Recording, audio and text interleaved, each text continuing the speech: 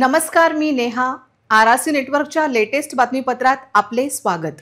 अशा आहेत आजच्या हेडलाईन्स. हेडलाईन्स प्रायोजक आरआरसी ब्रॉडबँड, अकोल्यातील सर्वात स्वस्त आणि वेगवान कनेक्शन. मुदतबाह्य कीटकनाशके नव्या बॉटलमध्ये टाकण्याचा उद्योग उघडकीस. अन्नदात्या शेतकऱ्यांना फसविणाऱ्यांना बेड्या केव्हा. कृषी मंत्री कोकाटेंच्या पत्ते खेळण्यावर अकोलेकरांची नाराजी कायम. सामान्य शेतकऱ्यांच्या समस्या जैसे थे. कोकाटे विरोधात अमरावतीत आंदोलन. अमरावती पदवीधर मतदारसंघात काँग्रेस आमदार लिंगाडेचे दुर्लक्ष. अकोला अमरावतीसह वाशिममध्ये नाराजीचा सूर.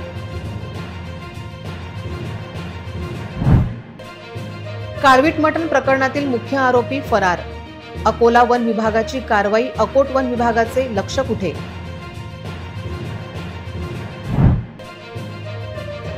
लाडक्या बहीण योजनेतील बदलांनी महिलांना त्रास. जुलै महिन्याचा हप्ता भेटला नाही. महिलांच्या संतप्त प्रतिक्रिया. आता सविस्तर बातम्या. मुदतबाह्य कीटकनाशके बॉटल फोडून नव्या बॉटलमध्ये टाकत असतानाच धक्कादायक प्रकार उघडकीस आलाय. अकोल्यातल्या MIDC भागात VJ crop science private limited कंपनीच्या कीटकनाशके उत्पादन स्थळावर ही कारवाई करण्यात आली आहे. अकोला जिल्हा कृषी विकास अधिकारी तुषार जाधव यांच्या भरारी पथकाने ही कारवाई केली आहे. कंपनीचे अनिल कुमार ब्रह्मसिंग धून यांच्या विरोधात गुन्हा नोंदवला आहे. MIDC या ठिकाणी उपस्थित कर्मचारी व मजूर वर्गाकडून मुदतबाह्य कीटकनाशके बॉटल फोडून त्यामागील कीटकनाशके नवीन बॉटलमध्ये टाकणे, त्याचे वजन करणे व त्यावर नवीन बॅच क्रमांक व उत्पादन दिनांक, नवीन स्टिकर लावणे अशा प्रकारचं कामकाज सुरू होतं. आधीच अडचणीच्या झळा सोसणाऱ्या शेतकऱ्यांची अशा पद्धतीने होणारी फसवणूक ही गंभीर बाब असून यावर प्रशासनाने कठोर कारवाई करावी अशी मागणी आता शेतकरी वर्गातून होते आहे. या संदर्भात कीटकनाशके कायद्याअंतर्गत गुन्हे दाखल करून मुदतबाह्य, ज्यांची किंमत 21,95,000 रुपयांचा साठा कृषी विभागाने जप्त केला. या उत्पादन स्थळावरून 8 कीटकनाशकेचे नमुने घेण्यात आले असून प्रयोगशाळेत तपासणीसाठी पाठवण्यात आले आहे. तर या तपासणीच्या अहवालानुसार योग्य ती कारवाई करण्यात येणार आहे. या प्रकरणी MIDC पोलीस स्टेशन येथे गुन्हा दाखल केला असून पुढील तपास सध्या सुरू आहे. मात्र ऐन शेतातील मशागतीची महत्त्वाच्या काळात असा प्रकार उघडकीस आल्याने शेतकरी वर्गासह प्रशासनात खळबळ उडाली आहे. अशा किती बोगस कंपन्या MIDC मध्ये आहे असा प्रश्न उपस्थित होत आहे. गुप्त सूत्रांकडून मिळालेल्या माहितीनुसार VJ crop sciences private limited या कीटकनाशके उत्पादन स्थळाची तपासणी केली असता काही मुदतबाह्य कीटकनाशके हे इतर बाटलीमध्ये भरण्याचा प्रकार सुरू होता.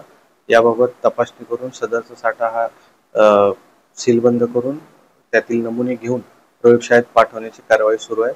आणि सदर प्रकरणी जे रिस्पॉन्सिबल पर्सन आहेत याच्यावरती MIDC पोलीस स्टेशन अकोला येथे गुन्हा दाखल करण्यात आलेला आहे. आत्ताच आपण मुदतबाह्य कीटकनाशके नव्या बॉटलमध्ये टाकण्याची व शेतकऱ्यांना फसवण्याची बातमी पाहिली आहे.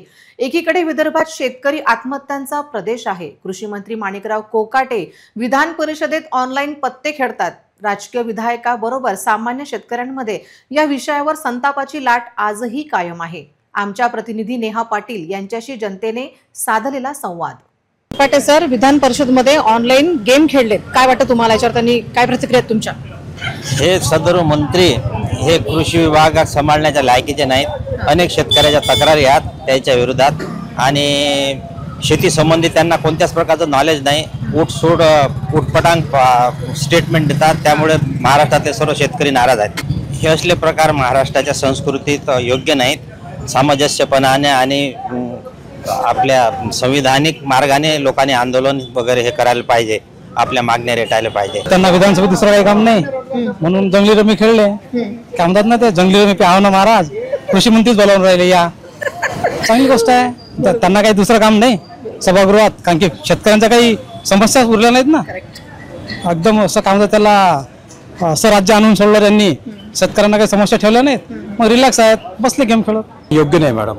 शेतकरी एक तर म्हणजे महागाईमुळे शिक्षण महाग झालेलं आहे, महागाईमुळे त्रस्त झालेले आहेत, एवढे त्रस्त झालेले आहेत की म्हणजे त्यांना आज हे जे परिस्थिती आहे म्हणजे आत्महत्येची, तर शासनातले काही जे असे काही बोलणारे जे म्हणजे जे लोकप्रतिनिधी आहेत हे जबाबदार धरतो मी, की आपण निवडून कशासाठी देतो की जनतेची सेवा करण्यासाठी देतो, आणि ते जर समजा इथं सेवा करण्याच्या ऐवजी ते जर समजा असे पत्ते खेळत असतील किंवा सभागृहात भांडणं जर करत असतील तर सामान्य जे शिक्षण म्हणजे जे आपण शिक्के मारतोय, म्हणजे शिक्के मारणाऱ्या लोकांनी करावं, अपेक्षा कोणाकडून करायच्या हा फार महत्त्वाचा प्रश्न आहे. मारहाण हा विषय तर फार गंभीर आहे. म्हणजे आपल्या या महाराष्ट्रामध्ये आपण फुलेशाह आंबेडकरांच्या महाराष्ट्रामध्ये हे जे आहे हे फार म्हणजे काळीमा फासणारी गोष्ट आहे.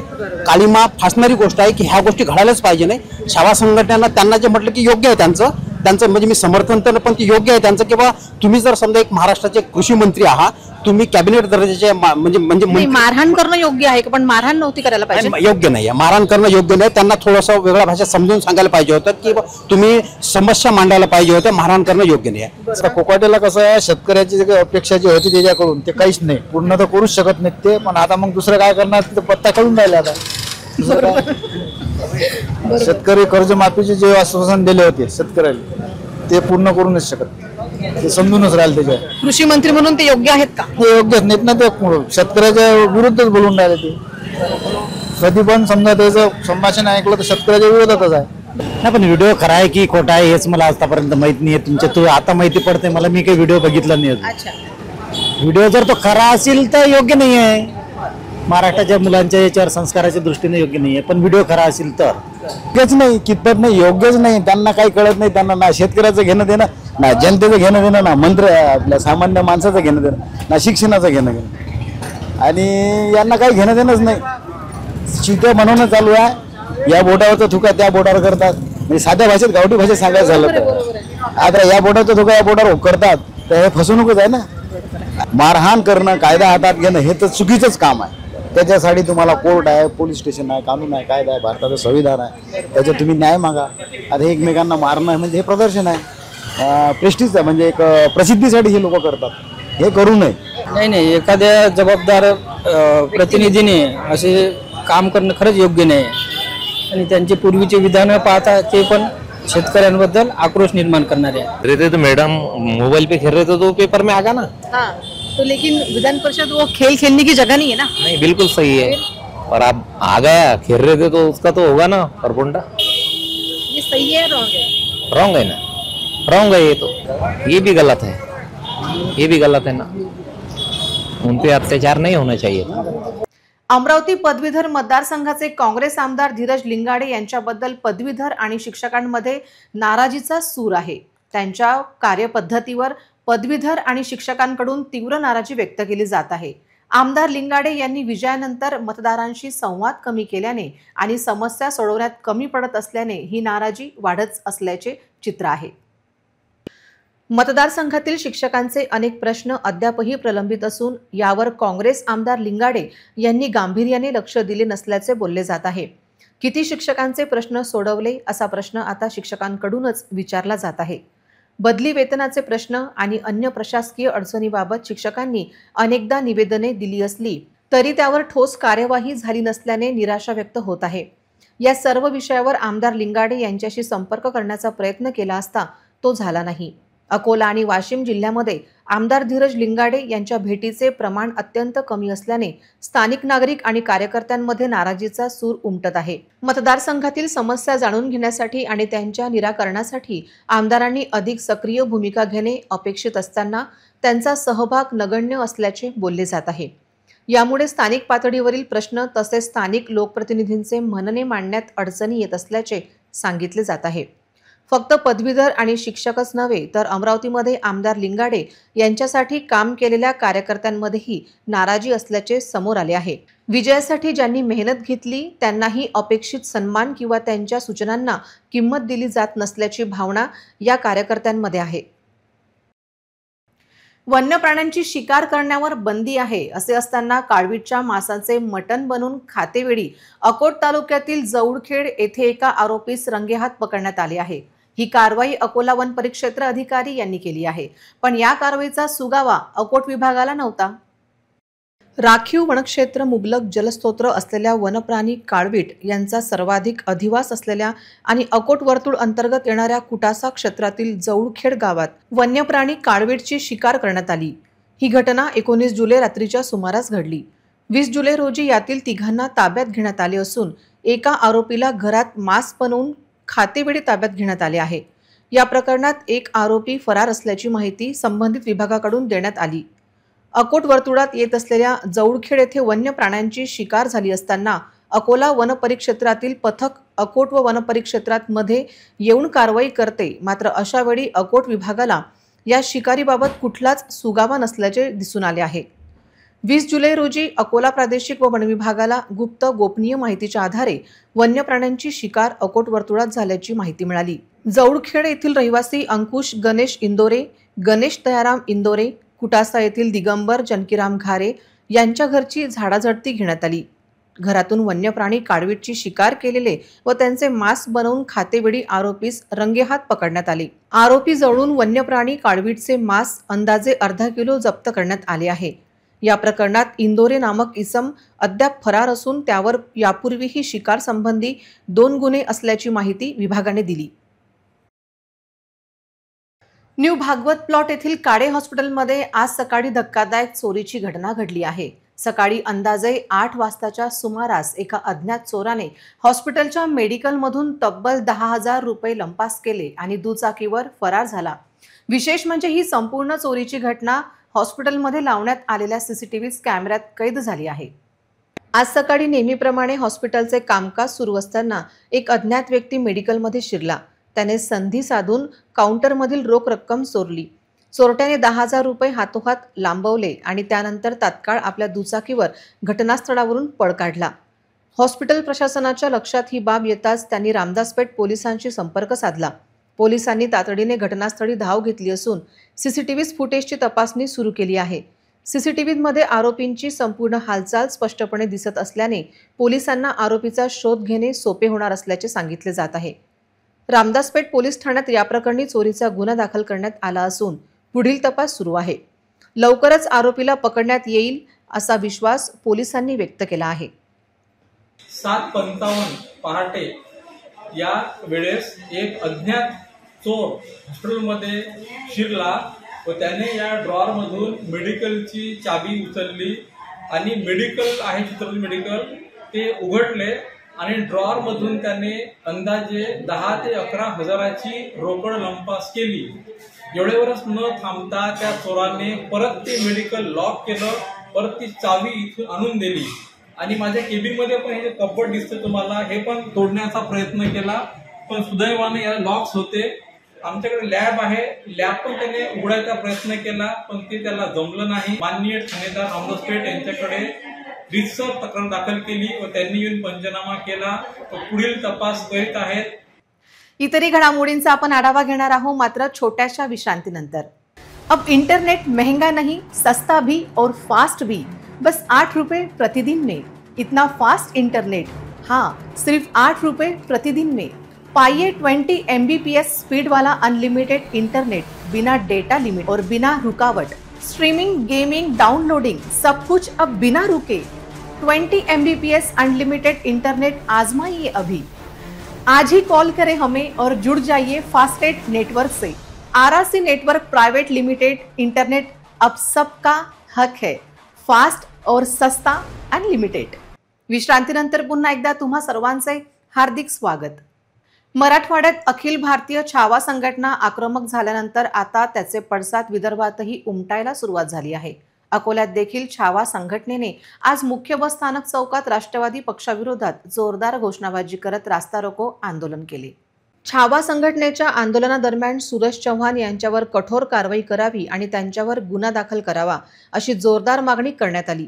संघटनेने आपली नाराजी व्यक्त करत या प्रकरणात तात्काळ लक्ष घालून दोषींवर कारवाई करण्याची मागणी केली आहे। सुमारे 20 ते 25 मिनिटे चाललेल्या या आंदोलनामुळे अकोला रेल्वे स्थानक ते मुख्य महामार्गाला जोडणारी वाहतूक काही काळासाठी ठप्प झाली होती। अखिल भारतीय छावा संघटनेचे जिल्हा प्रमुख रणजित काळे यांच्या नेतृत्वाखाली हे आंदोलन करण्यात आले।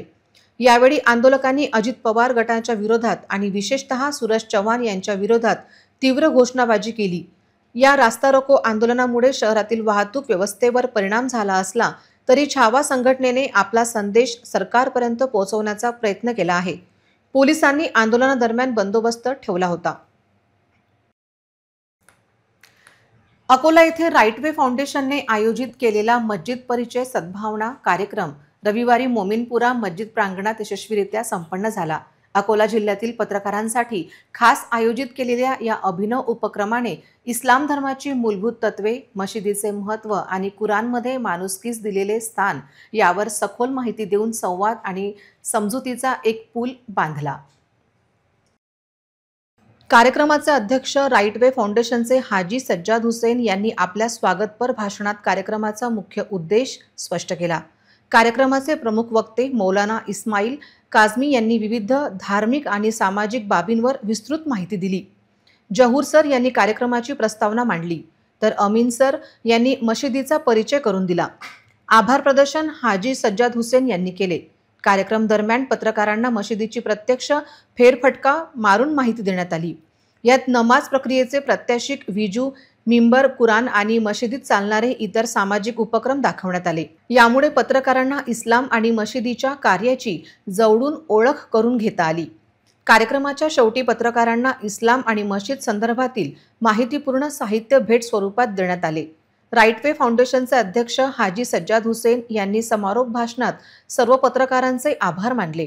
या कार्यक्रमाच्या यशस्वी आयोजनात राईट वे फाउंडेशनचे ऑड अफजल गाजी, आमीन सर, जहूर सर, मोहम्मद जावेद, अली सर, मोहम्मद सलीम, अब्दुल हादी, अंजार हुसेन, सादिक अली, वसीम अहमद खान, औरंगजेब हुसेन, डॉक्टर जाकीर अली, अजहर हुसेन मुत्तावली, युसुफ शेख, मशीद प्रशासन आणि स्वयंसेवकांचे विशेष योगदान लाभले.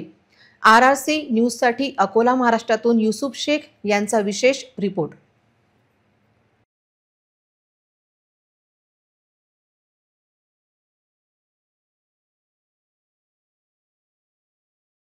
आता बऱ्यापैकी माहोल आहे शहरामध्ये, पण बऱ्यापैकी बेकार पण माहोल आहे. म्हणजे एवढा काही शहरामध्ये सामाजिक एकोपा झाला आणि आता काही असं काही हे राहिलं नाही अशातला भाग नाही आहे. आणि तुम्ही हा जो उपक्रम सुरू केला, आम्ही पत्रकार तर सगळे पुरोगामी विचारांचे असतो. मैं तो कई बार मस्जिद में आता, मेरे दोस्त है नासिर भाई, उनके साथ में बहुत बार आया हूँ. लेकिन बहुत सारे हिंदू लोगों को अभी भी लगता है कि मस्जिद में क्या क्या बातें चलती है. मुझे यहाँ पे कोई बोलेगा नहीं ऐसा, लेकिन मैं बोलता कि भाई मस्जिद में हिंदुओं के खिलाफ में भड़काया जाता है. यहाँ पर अस्त्र शस्त्र रखे हुए रहते हैं और जब जब भी दंगे होते हैं तो ये मस्जिद से ही बाहर निकलते हैं. तो ये जो प्रतिमा है ये आपको मिटाना है और ये अच्छे से माहौल तैयार करना है. तो आपको ये कार्यक्रम को और आगे बढ़ाना चाहिए. और पत्रकार, वकील, शिक्षक ये नहीं, यहाँ पे छोटे छोटे बच्चे आना चाहिए. एक स्कूल की बस यहाँ से जब गुजरती है, मेरा बच्चा वो बस में रहता है, तो बाबा मैंने जब मुसलमान का एरिया आता है तो हमारे स्कूल के कुछ बच्चे जय श्री राम के नारे देते हैं. ये माहौल है शहर का. और ये बच्चों में जो यह है तो उनको ये बताना चाहिए कि भाई मस्जिद ऐसा नहीं है, तुम्हारा जैसा मंदिर है, जैसा क्रिश्चियन का गुरुद्वारा है, जैसा बुद्ध का बुद्ध विहार है, वैसे भाई ये मुसलमानों की मस्जिद है. यहाँ पे पवित्र है ये स्थल, ऐसा कुछ नहीं चलता यहाँ पर. तो ये सामने आने के लिए आपने पुढाकार लो और अच्छा माहौल होगा.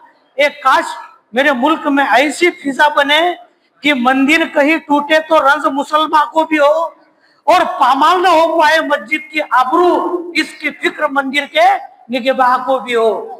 ऐसा माहौल बनाने का है, ऐसी फिजा बनाने की है. तो आपने ये राइट वे जैसी संस्था है, अपने साहब है, इन्होंने पुढाकार लेके ऐसे कार्यक्रम का हर बार आयोजन करो.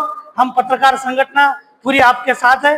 पुनः एक बार आप सबका आभार, धन्यवाद. अल्हम्दुलिल्लाह, बड़ी खुशी की बात है कि राइट वे फाउंडेशन ने आज एक मस्जिद परिचय प्रोग्राम रखा था, जिसके अंदर अकोला जिला के पूरे मीडिया को बुलाया गया था.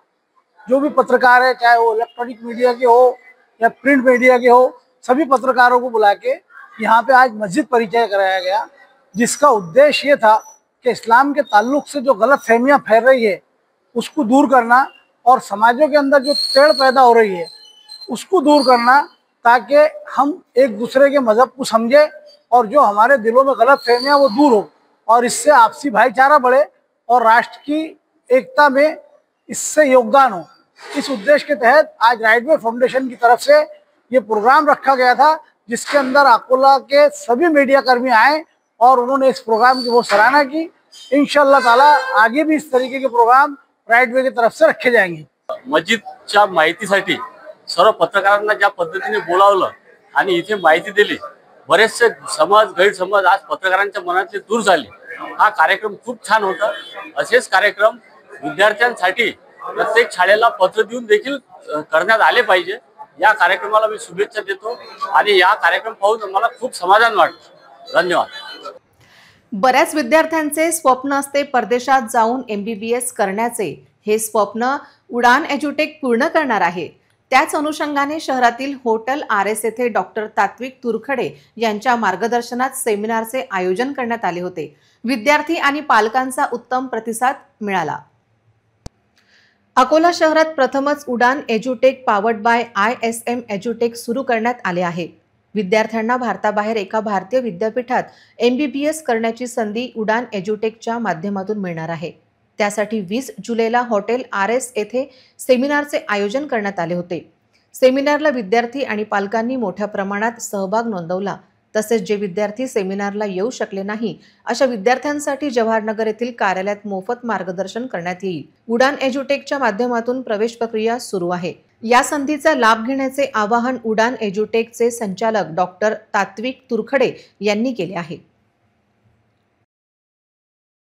नमस्कार, माझं नाव डॉक्टर तात्विक तुरखडे आहे। आपण अकोल्यामध्ये प्रथमच उडान एज्युटेक पावर्ड बाय ISM एज्युटेक अकोला सुरू केलेलं आहे। जे विद्यार्थ्यांना भारताच्या बाहेर एका भारतीय विद्यापीठामध्ये आपण पाठवणार आहोत, जिथे MBBS करण्यासाठी संपूर्ण विद्यार्थ्यांना संधी असणार आहे। म्हणजे भारतामध्ये जर तुम्हाला कमी मार्क असेल तर तुम्हाला आता हताश व्हायची काही गरज नाही। आपण घेऊन आलेला उडान एज्युटेक पावर्ड बाय ISM एज्युटेक अकोला, त्यामार्फत तुम्ही भारतामधले विद्यार्थी भारताच्या बाहेर एका भारतीय विद्यापीठामध्ये शिकायला जाणार आहे MBBS करिता। कोर्सचा ड्युरेशन हा सेम टू सेम इंडियासारखा 4.5 वर्ष राहील आणि संपूर्ण विद्यार्थ्यांना भारतातल्या विद्यार्थ्यांना तिथे MBBS करण्याची संधी आहे।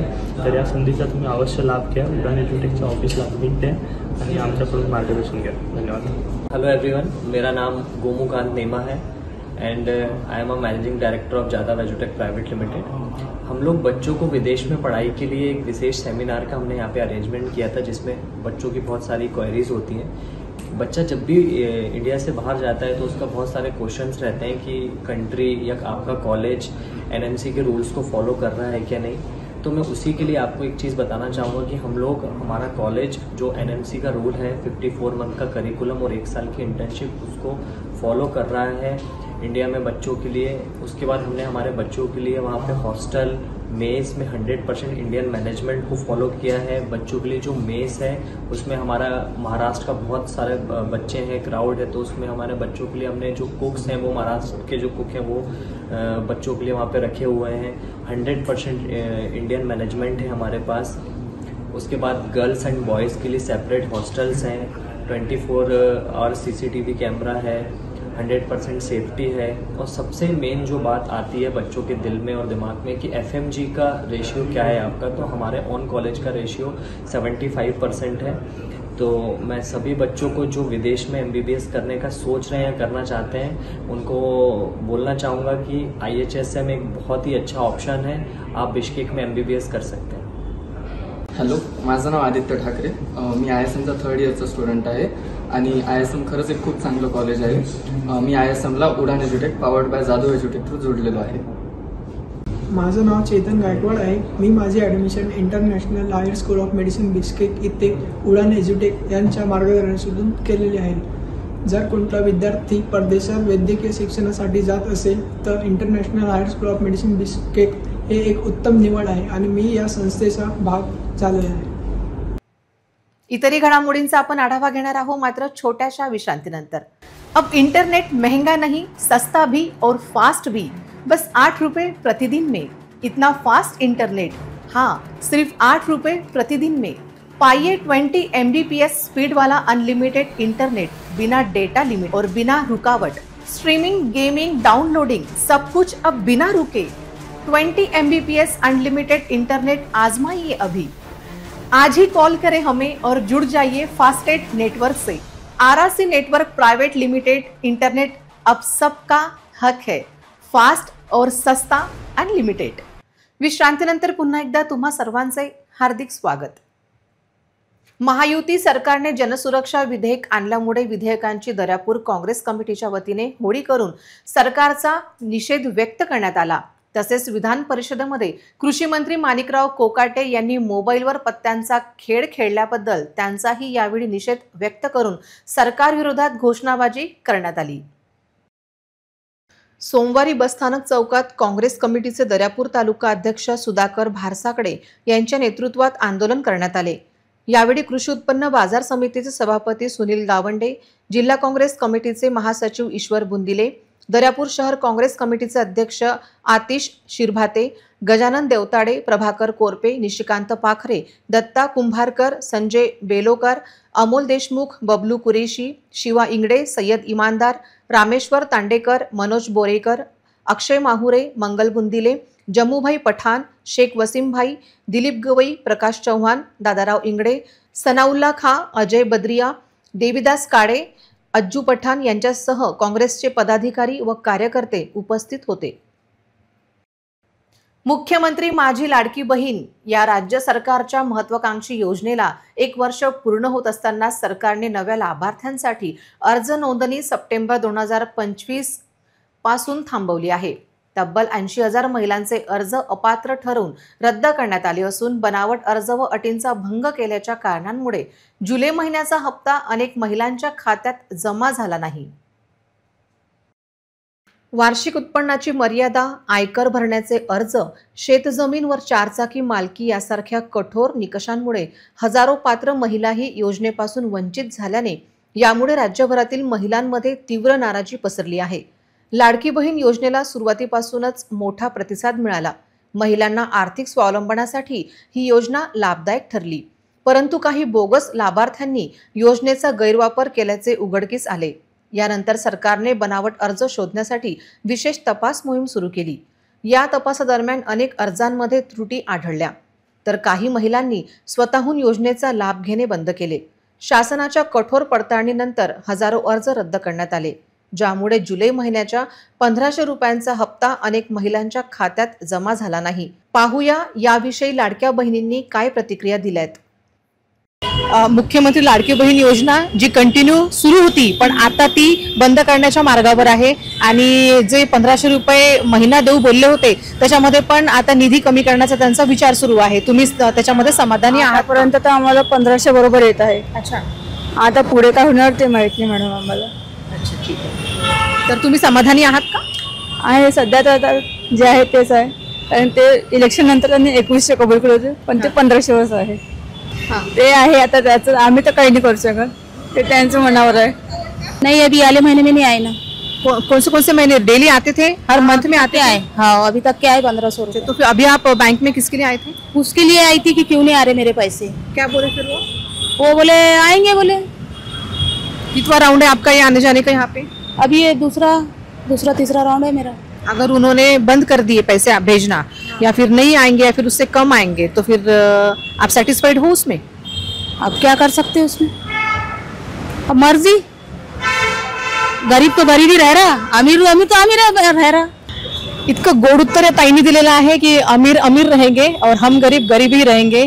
कुठेतरी लाडक्या बहिणीला आश्वासनावर ठेवल्यासारखं वाटतंय। जेव्हा जनतेशी स्वतः भेटून जेव्हा त्यांचे निर्णय आपण ऐकतो तेव्हा असं वाटतं की कुठेतरी आश्वासनावर त्यांना ठेवल्यासारखं वाटतंय किंवा निवडणुकीपर्यंत एक फक्त लाडक्या बहिणींना आश्वासन होतं असंही आपण म्हणूया। हो, मला येतात, मगर माझ्या घरी 2 जण आहेत, त्याने या महिन्यात आले नाही काही पैसे। नाही, आता त्यांनी म्हटलेलं आहे तर द्यायलाच पाहिजे बहिणींना। आम्ही तर आहो ना लाडकी बहीण। आता त्याने सांगितलं नाही 2100 देऊ राहिले तर 1500 तर पाहिजेच पाहिजे। हो, लाडक्या बहिणींचा देवा होला हट्ट आहे की नाही 2100 पण 1500 पाहिजेच पाहिजे। मी नेहा पाटील, कॅमेरा पर्सन राम तिवारी सोबत, RRC न्यूज, अकोला। पुन्हा एक नजर टाकूया आजच्या प्रमुख घडामोडींवर।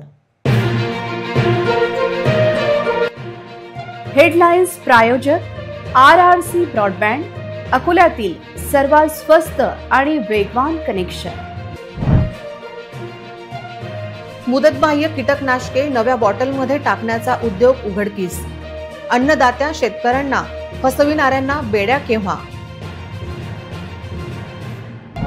कृषी मंत्री कोकाटेंच्या पत्ते खेळण्यावर अकोलेकरांची नाराजी कायम.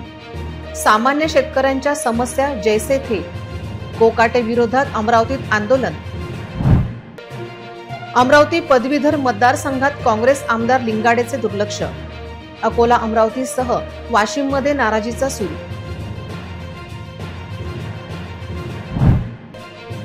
काळवीट मटण प्रकरणातील मुख्य आरोपी फरार. अकोला वन विभागाची कारवाई. अकोट वन विभागाचे लक्ष कुठे.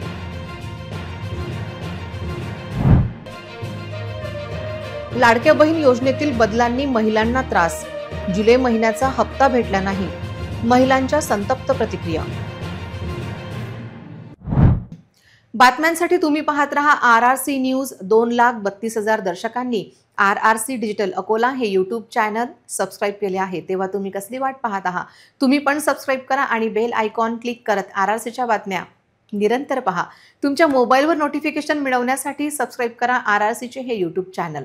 लाईक आणि फॉरवर्ड करा RRC डिजिटल अकोलाचे हे न्यूज बुलेटिन. पुन्हा भेटूया लेटेस्ट बातम्यांसह नवीन बातमीपत्रात. तोवर नमस्कार.